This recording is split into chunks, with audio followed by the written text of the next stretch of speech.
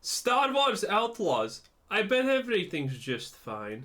Yes, we got a lot of good news about Star Wars Outlaws, and you are probably already aware of some of the bad news. Dude, this is my favorite scene from the trailer by far. So look at this. This is an indigenous, strong, empowered female that is the best bounty hunter in the world, okay? She's after our protagonist. This is a robot that can literally tear people limb from limb without absolutely any problems. And what is the course that our indigenous, strong female that needs no man and is the smartest and best bounty hunter in the universe is gonna do? Well, And you are probably try to punch it in the face. Exactly. A robot in the face. That's... If that doesn't tell you everything about this game, I don't know what will. already aware of some of the bad news as well, right? Well, we got updates from Ubisoft. I'll share my take on everything, just a ton to go over. Starting with the wanted system that caused the Empire to chase you. We already saw it in action in the gameplay walkthrough, and now we got some new info on it. As more Imperial troops will join the hunt for you as your wanted level goes up, with the maximum level summoning elite enemies to hunt you down. Could only be the Death Troopers that we saw briefly in the story trailer, and even when you try to escape to space, you won't be safe because then TIE fighters will try to destroy you. So just like with any wanted system, you can try and hide to get rid of the Empire. With the higher the wanted level, the longer it will take for them to drop the search. But we now also learned that you can meet corrupt Imperial officers who you can bribe to remove your wanted status, which really sounds a lot like the Menadi we saw in Assassin's Creed Mirage. You could also bribe them to remove all your notoriety in one go, or of course take out the mercenary that would come to hunt you, which would also remove your full wanted level. And Outlaws seems to have something like this as well, as they note that you can participate in a... Man, all of these scenes from the gameplay seem so cringe, honestly. challenging in-world event at the maximum wanted level to get the Empire off your back. And I would not be surprised if this involved taking out an ATST that was already teased, but that is just my speculation. So good to know that the Empire is just linked to the wanted system and is separate from the 4 syndicates that we will interact with, and these play a bigger role, and it is also where the reputation system comes in. That lets you unlock some really impactful things. We got the Crimson Dawn, who you might know from the Han Solo movie, the Pi Cartel and the Hutt Cartel. No, I did not watch the Han Solo movie because I am a reasonable person. That we of course saw a lot of recently in the Boba Fett TV show, and a brand new syndicate called the Ashiga clan that Ubisoft specifically made for this game. And by doing jobs for these factions, probably main and side missions, and also making choices in favor of that syndicate, you can increase your reputation, with the lowest being terrible all the way up to excellent. And a good relationship will help you in many ways. It gives So effectively a lot of grinding, I'm assuming, and that's kinda it? you access to brand new jobs. You will hear new rumors that can lead to new activities in the open world. Factions can grant you access to locations that you otherwise have to break into. And if you have This honestly sounds like a live service game without the live service game applied to it. like a good reputation with a syndicate, you will also get access to the forts they all have within cities that can also open up special opportunities. Each faction also has a special vendor, and a good reputation will get you discounts and access to new items, maybe brand new outfits, as we know there are different looks available for K. I really love these Sabak. I would love to have different outfits for Kay if she didn't look like a failed abortion, thank you very much. Shark outfit with the small cape, but we've seen some other nice jackets as well. Like, I totally think we can get some syndicate specific equipment from these special vendors by raising our reputation. And we'll of course share tips on how to get the best gear in the game, and we'll keep you up to date on all the news, so subscribe if you haven't already, and leaving a like on the video if you like it so far would really help me out. And I love this benefit. If you get into trouble with another syndicate and find yourself in a chase, a syndicate with whom you have a good relationship might jump in and help you get away. So handy to try and be as friendly with everyone as possible, although you will have to make choices that could positively impact one syndicate but have a negative impact on another. Throughout the main story there will always... That sounds reasonable, that sounds honestly good. But we're talking about modern day Star Wars, so I think it's gonna be horrible. I'm not gonna lie. Again, all of my expectations for anything Star Wars related nowadays is just literally right down below. It is non-existent. Can't wait to see the Acolyte though. That's gonna be empowering.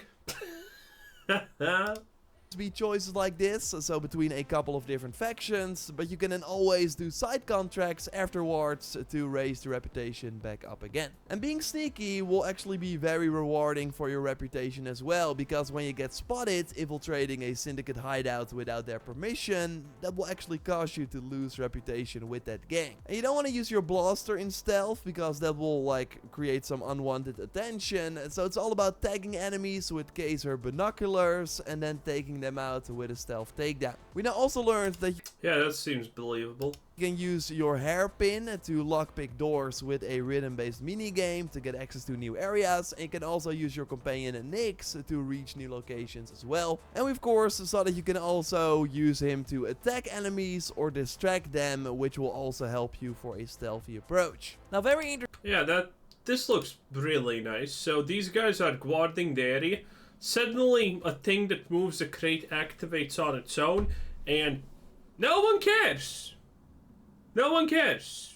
Yeah, that seems like enjoyable gameplay. Also help you for a stealthy approach. Now very interesting is that each faction will also have a vault at the center of their territory that should contain precious materials or precious objects. But even with a good reputation, you can only access that vault by breaking in and then stealing the content, which will probably also require you to be stealthy to avoid losing reputation. And I'm immediately thinking that none of these factions are probably gonna make sense, aren't they? Well, you're in the underworld, so you slight one faction and they don't care because your reputation is high enough or something like that? Or they're not gonna put a bounty on you because reasons? So, this world doesn't make sense in its permeance, right? Already, we know. Because, you do bad things and then an event spawns, and if you take out the event, everything's magically fine now for some dumb reason. Yeah, that's great gameplay design, I have to say.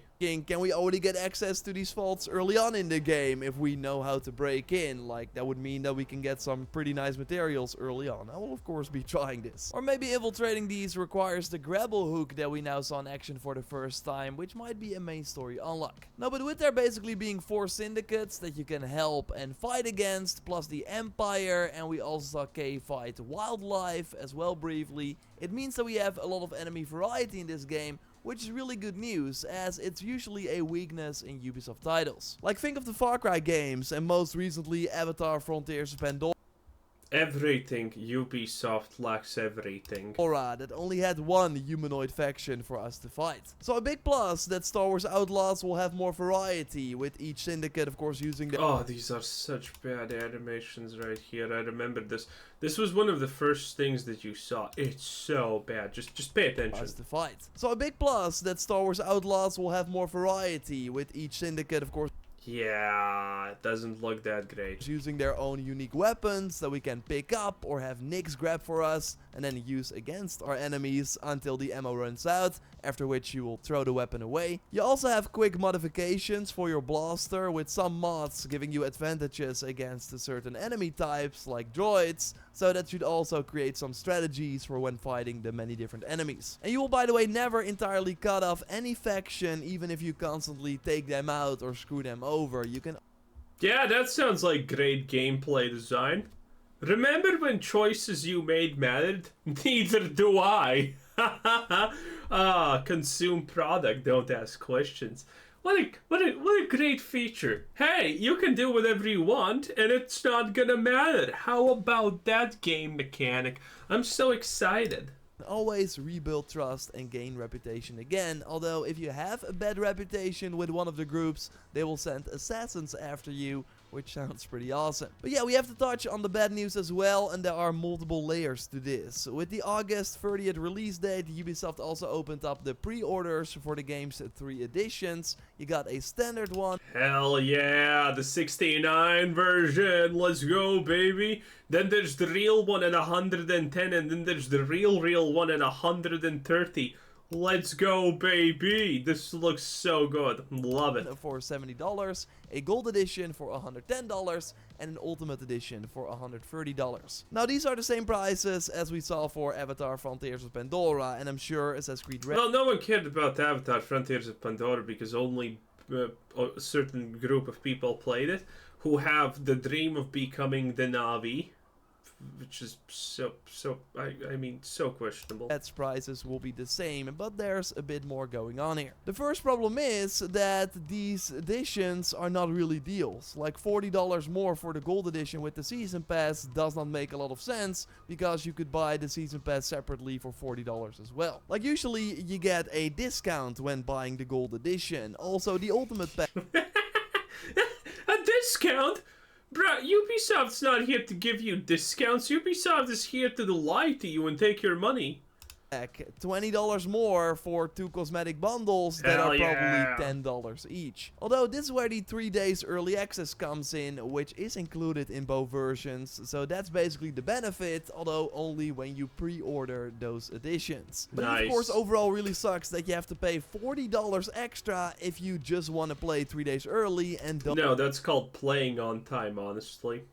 Don't really care for the DLCs. Then there's also the exclusive day 1 Jabba's Gambit mission as part of the season pass, which sucks because... This is my favorite one. Yeah, let's just cut out a part of the game and sell it to you because pay more, you pay pig. Ah, Ubisoft, never change. Because you, of course, don't want to miss out on content if you pay for the regular version of the game. Like, Ubisoft has been doing these for 5+ years. Like, every season pass usually has some sort of day 1 mission that is like 30 to 45 minutes long and completely optional. And Ubisoft now confirmed that that is the case for Star Wars Outlaws as well. Like, Jabba will play a huge role in the main story of the game as the leader of the Hutt cartel, so you will interact with him many times throughout the base game, and this season pass exclusive mission is just an extra optional quest for him. Still, I wonder if this is worth all the bad... Yeah, so don't worry about the fact that they're taking things out of your game that you have bought. Don't worry about it, it's fine.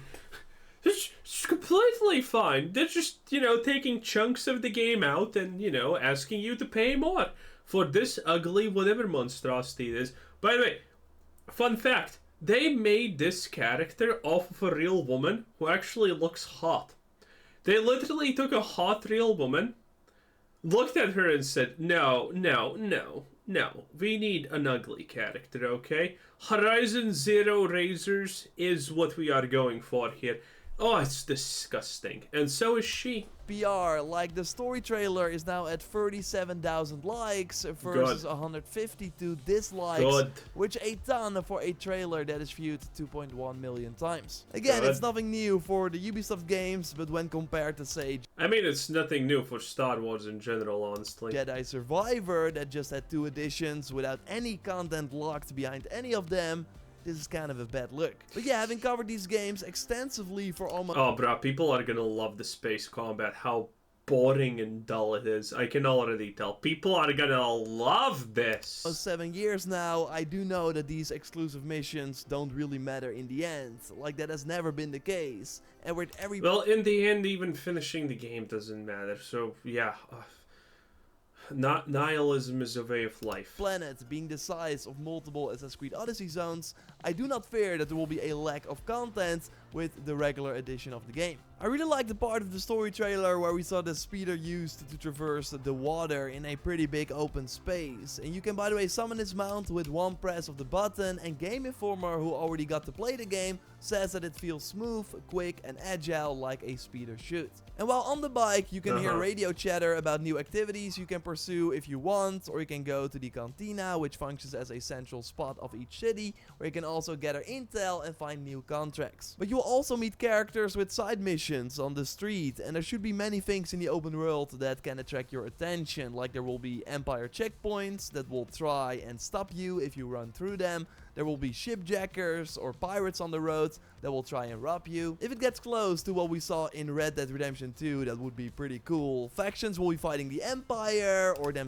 Okay, I'll just put it out right there. The idea that this piece of shit is gonna be even close to Red Dead Redemption is not even close or funny. It's not happening, okay? If you think there's gonna be anything of quality here, I think you should go watch the Fallout TV show. Themselves, and you can choose to engage or not, and they are overall focused on a more dense experience instead of having a lot of empty spaces, and this should also apply to exploring the orbit around each planet. Like, they did not want to make endless space, so instead we have to travel from orbit to orbit around one planet, kind of similar to Starfield, but now we should find different things to do in each orbit as well. And if you are planning to pre-order the game on PC, they can now enter my code JoeRaptor at checkout, and then I get a small compensation from that. Like, oh my. Oh my. Well, someone's sold out. Can't blame him. I would do the exact same thing, not gonna lie, boys. Anyway, this was Quizzer7, JoeRaptor, and have a nice day. Bye bye.